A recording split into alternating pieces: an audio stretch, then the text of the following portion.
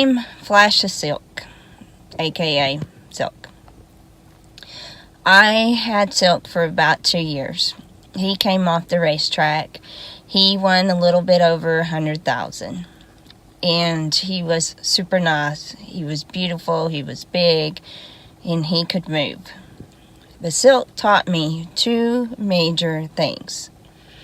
And the first major thing was he used to load up in the trailer when I first got him, no problem. And he started getting a little worse, till it got to the point I couldn't load him up at all.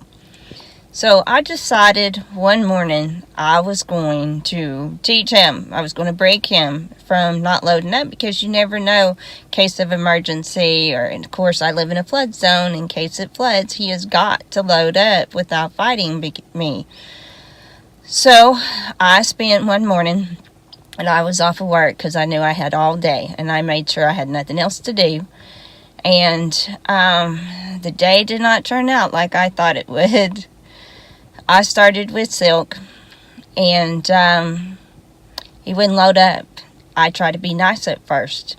He wouldn't load up when I asked him, and so I would work circles and try to get him tired outside of the trailer, so the trailer would be a nicer place to be in instead of on the outside of it where you have to work. That didn't work. And I don't know. I did whipped him a couple of times because I was getting mad. I was ranting. I was yelling at him. He just pushed my button. I mean, there was nothing. And I've never had this much trouble with a horse. And I tried, and he got away with me twice.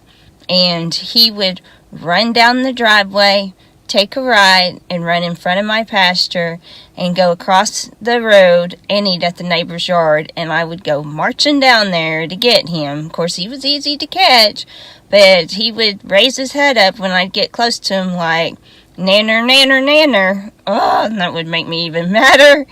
And I'd catch him, and I'd go back and I'd try him. Now, one of the stupidest things that I did, but when you're desperate, you really try all things. So I had a portable electric fence, and I made him a very small area. He could stand in it without touching it. And I thought, I'll stand in the trailer, I'll pull on him, and when he pulls back, his butt will touch that electric fence, and then he'll jump forward and he'll get in the trailer. Not Silk. Nope. He jumped. He went backwards like he had been. Pulled back. His butt touches that. What does he do? He somehow flips to the right, yanks the lead rope out of my hand, and he runs through the electric fence like it's nothing. Nothing. Thinking, oh my gosh. And what does he do? He runs down my driveway, takes a right, runs in front of my pasture, goes across the road, and starts eating grass like nothing. Of course, I marched down there, and at this point, I'm in tears. I am in tears because I have done everything I can think of. I catch him. I'm ranting and raving as I'm walking back, stomping back, and he's just following me like nothing. And I go back to his trailer, and I pull on him, and I'm coaxing him. And 3 hours of this, he's got sweat ringing off of him. I am sweating like crazy. But sometimes when you deal with horses, you cannot give up. You cannot give up. They think that they've won, and then it's just harder and harder and harder to get them to do what they need to do. And so at about the 3 hour mark, I'm standing in the trailer of a 3-horse slant. So I'm standing in the middle of the trailer, and I just lose it. I lose it. I mean, I am really bawling. I sit down. I let go of him. I sit down in the trailer, and I have my head ducked, and I am just bawling my eyes out because I just don't know what to do with this horse. And Silk, I hear this step into the trailer, and I'm thinking, no way, no way. And he walks up into the trailer with me. I'm still sitting in the floor, bawling my eyes out, and he puts his nose on top of my head and breathes in and breathes in and out. And I'm like, oh my gosh. So I stand up. Of course, I'm hugging him and I'm petting him and everything. And I realized when I just let go, I think that God deals with us this way, that we try and try and try until we let go and let him handle it all. And it was kind of that situation. And after that, I didn't have any trouble loading him up. He would load up for me. And that was a very hard lesson. And after that, we bonded really, really close. Another lesson he taught me, there was something going on internally with Silk. I believe that to this day. I spent 2 years. He would get good, he'd get bad. Get good, get bad. He would gain weight, he'd lose weight. His feet would never stay good. I had him barefoot, and I worked on his feet. I had other people help me with his feet because I don't know everything about their feet. And when he was good, and one of the best times, he would run through the pasture, and his feet would actually have wall connection, and looked really good. But anytime, whatever phase he was going through, the bad, then his feet would just fall apart. So that really taught me a lot, that feet can really tell you, doesn't tell you exactly what's going on, but it tells you there's something going on if you can't get their feet right after so long. And it also taught me, too, that now I keep a journal of everything that I do with my horses, like what their feed program is, what kind of workout, am I happy with them that day, so forth, so that when they are good and then they kind of go downhill, you can go back to what you were doing when they were good. And I didn't do that with him, and I wish I had done that, and maybe I could have connected some dots together better for him. But anyways, I lost Silk. It was a year ago.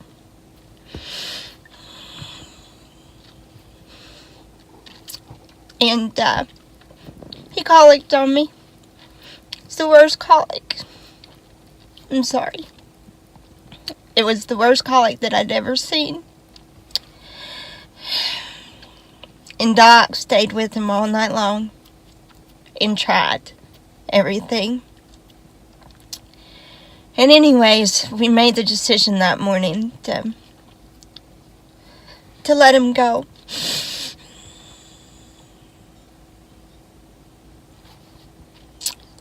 And we did it out there in Doc's pasture, across from the clinic, this real grassy area. And sorry, I'm gonna get through this, just bear with me. Anyways, he was laying down, and I told Doc, I said, can we do it while he's laying down? Because I didn't want him to fall. So we did it while he was laying down, and I was there with him the whole time. And when we walked away, I turned around and I looked one last time, and it looked like he was just sleeping. He's got his head up and his nose is kind of touching the ground, and he's just at peace. And there's 2 dogs, which belongs to Doc and his wife. 2 dogs, and they're just laying a couple feet. One in front and then one behind him. And they're laying there, and them dogs are at peace. Silk didn't go by himself. He had a lot of people around him, and it's amazing, the animals, what they do and how they're there. And I knew God was letting me know that he's got Silk. And anyway, so Silk's up there racing the race. And I know, without a doubt, that Silk would have been an awesome barrel horse if I could have ever figured out what to do for him to help him. That was one of the times that makes you feel like you just want to give it all up and not have any more horses, and that I failed in the most worst way to fail.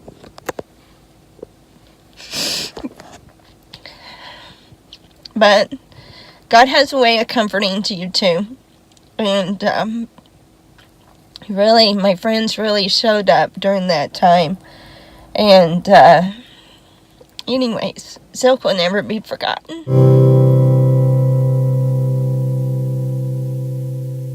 Second story that God put on my heart to share with y'all is you never know who's praying for you. And I know I'm already starting. It's terrible. There was this lady, older lady. I have no idea how old she is, but she's quite a bit older. And she had just moved down the road about a year ago. And when she first moved down here, she caught me on the road leading one of my horses to ride and to mess with and stuff. And she pulled over and said, "Hey, can I pet your horses?" And I said, "Well, sure." And she said, "You know, when I was younger, in my younger days, in the good old days," she said, sorry about that, I had a phone call. So anyway, she says, "I just love driving by your place and looking at your horses, and you have such pretty horses, and they just make my heart happy." And so anyways, we just kind of talked there for a few minutes, and she went on her way. And I haven't seen her since then. And anyways, the deal with Silk, the day that he colicked on us, or I'm not sure what happened, but when I come out here to feed, and he was trying to lay down, not necessarily roll, but just trying to lay down more or less, and I could tell something was wrong. And so Scott was out here with me, my mom was out here with me, and we had given him a relaxing shot, trying to relax him, and we're trying to walk him, keep him walking, and not let him lay down. And I'm trying to get a hold of Doc, and he got down on us one time, and it took us a little bit to get him back up. And anyways, thank goodness that Doc was only like 15 minutes from the house, and we was able to get him in the trailer and get him to Doc's. And I'm kind of giving you a little story of that day so you can understand. So I guess it was probably, I don't know, about 3 or 4 months after that he had passed, and I seen that lady again. She had seen me on the road with my horse again, and she goes, "Hey, can I pet your horse?" And I was like, "Yeah, sure, go ahead." And she goes, "You know what happened to the big horse that stayed in the one pasture, in the right pasture?"